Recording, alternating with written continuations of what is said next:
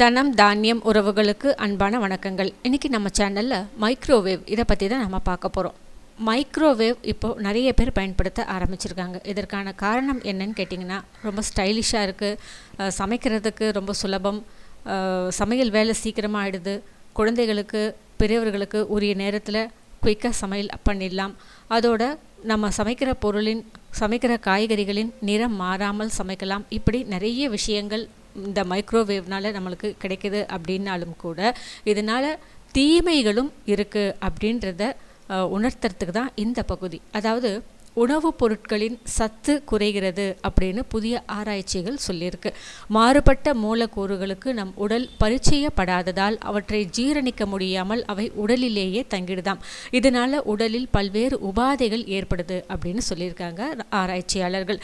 அதே போல் இரத்தத்தில் ஹீமோகுளோபின் அளவு ரொம்பவே குறையுதாம். உடலுக்கு நன்மை விளைவிக்கும் HDL கொழுப்பு இதன் மூலம் குறையுது அப்படின்னு சொல்கிறாங்க. இரத்தத்தில் உள்ள வெள்ளை அணுக்களின் அளவு அதிகரிக்குதாம். இதனால் புற்றுநோய் அபாயங்கள் அதிகம்.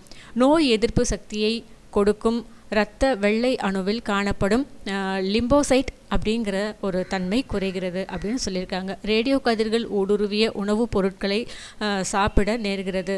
இதனால் புற்றுநோய் ஆபத்து ரொம்பவே அதிகம் அப்படின்னு சொல்லியிருக்காங்க. ஆண் பெண் ஹார்மோன் உற்பத்தி குறையுதாம். வயிறு குடல் புற்றுநோய் உருவாகுது. இரத்தத்தில் புற்றுநோய் செல்கள் வளர அதிகமான வழிவகுக்குது இந்த மைக்ரோவேவ்.